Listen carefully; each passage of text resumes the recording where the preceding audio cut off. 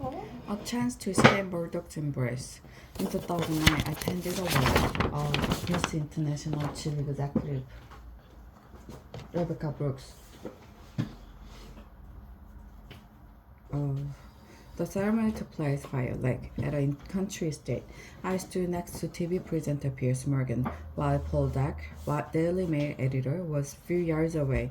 Rupert Murdoch was closer to the action. David Cameron hung back up the slope. Gordon Brown, then Prime Minister, arrived late, with all eyes turning to him as he walked down to the lake. At the reception, I had a brief conversation with Mr. Cameron. I said I hoped he would not win a coming election, but that if he did, and if he wanted to act to improve political debate and standard in the press. No, I don't know. Let me read it after this. Is it okay? Election, but that if we did, and if we wanted to act to improve political debate and standard in the press, I would support him. For some time, the journalist in me had known that the relationship between politics and the media was not serving the public, but it was my first-hand experience of this developing culture of views and negativity that convinced me Britain's press and 24-hour news were making it more difficult for elected leader to govern. It's got worse, hasn't it? He said. I replied that he would be a much stronger prime minister were he to take office, not feeling he owed anything to a big media grist. At that point, Mr. Murdoch joined us, and we changed the subject. Perhaps we should not have done so. That we did, however, illustrated something of the dishonest at the heart of what are essentially political and commercial relationship. It is not easy to do what Ed Miliband, Labour leader, did last week, make himself an enemy of some of the media's most powerful forces. He was right that Labour got too close to News International, but he was also right that, given the media bias against it, he knew why we tried to level the playing field. In my own defense, and as my diary shows, I argued for some years with Tony Blair that we needed to act on the culture of our media.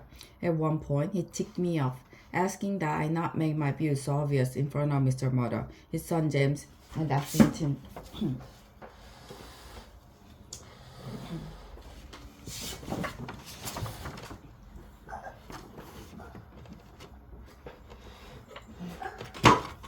Lance Sinton, then Chief Executive of News International, ultimately Mr. Blair.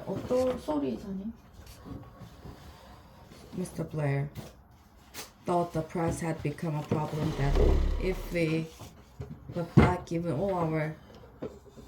Mr. Blair thought the press had become a problem, but that given all our other priorities, people would now understand our taking them on. He also thought it would look like revenge for the fact they had turned against us. And there are political issues. And there are political considerations too. Trying to govern and win elections is hard enough without the press being against you. I accept that for all of us, at times media support was something we created at the expense of position of principle on media issues. But that trap has now been sprung. The latest revelation have forced the police, News International, and the government to act. The police will now be more vigorous. News International will continue with their kamikaze crisis management, which one day will be studied as a textbook case of how not to do it. But the most important development are the Prime Minister dual inquiries into press practices and a new system of regulation. These mean we now have once in a generation opportunity for a new settlement between politics, the media, and the public. Nobody can argue that we have the press we deserve.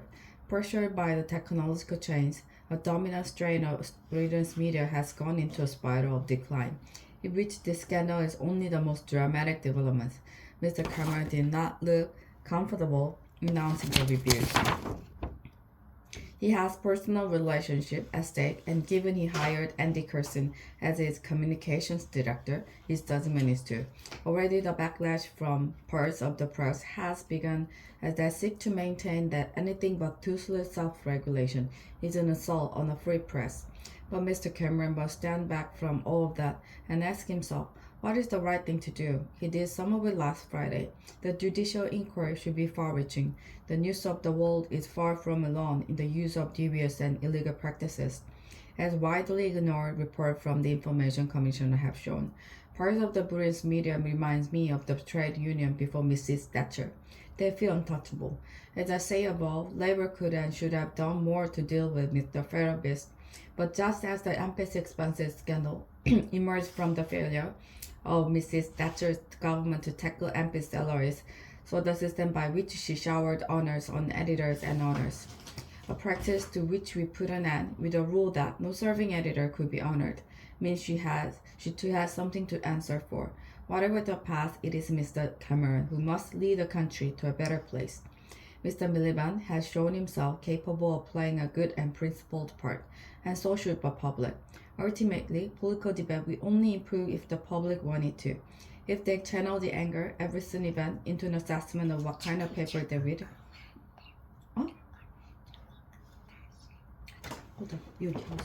Whether they really want to live in a diet delivery, to be negative and abuse, 2.5, we are all in this together.